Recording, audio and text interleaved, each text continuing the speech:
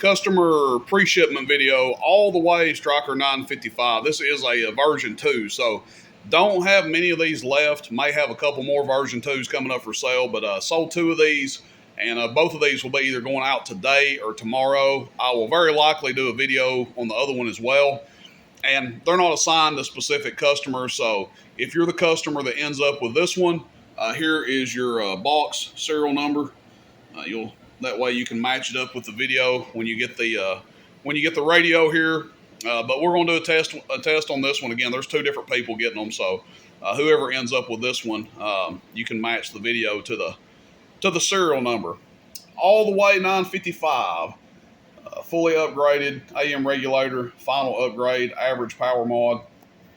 You guys know the drill. 14.8 volts is going to be our test voltage.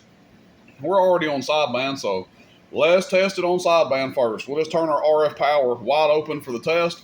Again, we like to do that to make sure that nothing crazy is going to go on with the radio, running it at full power. And we're at 14.8 volts. So that's really the highest voltage you should be running it at. And obviously, I don't really recommend running it wide open, but if you're somebody that does, that's why we do this, to test it out, stress test it. You know, it doesn't do any good to test a radio at 50% power and 12.5 volts if you have customers that are going to get it and run it at 3 o'clock and 15 volts, because stuff will happen to them that didn't happen here. So that's why we run it at the highest voltage that we recommend, and we'll test it at full output power. Alrighty, clamp meter. Let's see how much it draws. Check, check, check, check, check, check, check, check, check, check, check, check, check, check. Audio.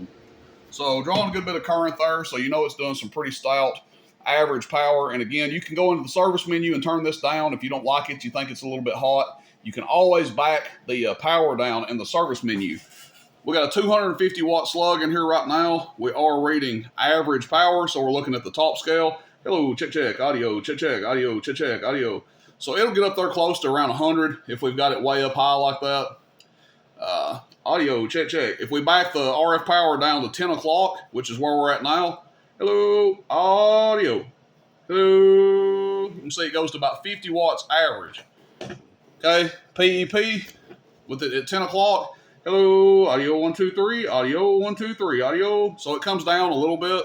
You turn the RF power back up. Hello, check audio, audio, audio, audio, audio, audio, audio. Over 100 watts PEP. You back it down some, it will fall off a little bit. It's not going to be crazy, but it will fall down some when you back it down. Okay?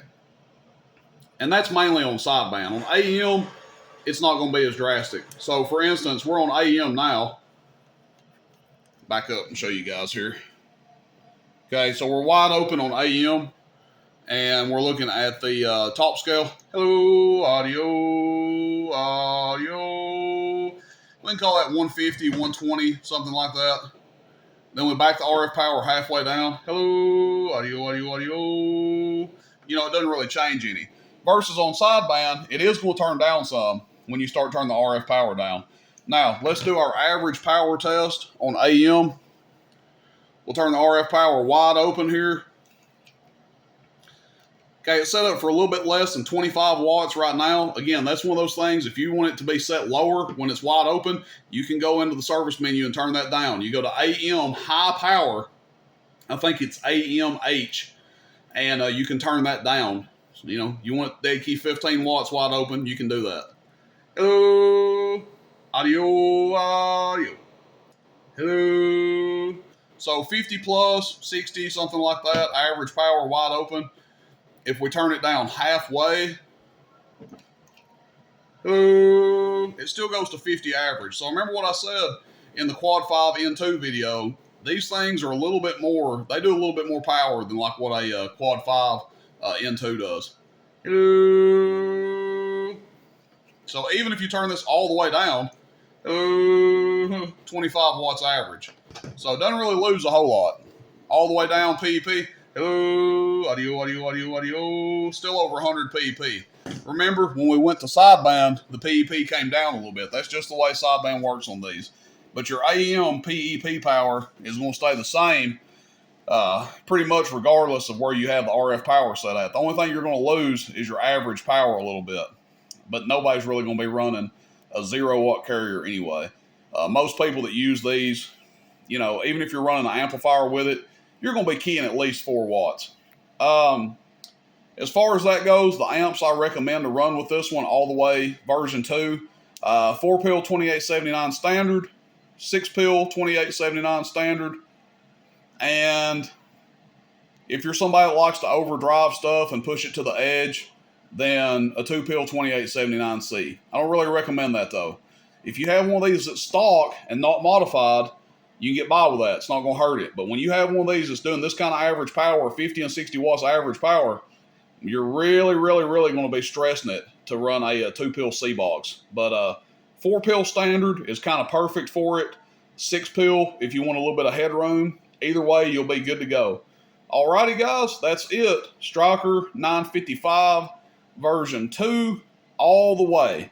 And we'll get this one boxed up and hopefully shipped out today. If not today, no later than tomorrow. Thanks, everybody. Rooster and 10, roostercb.com. See you, bye.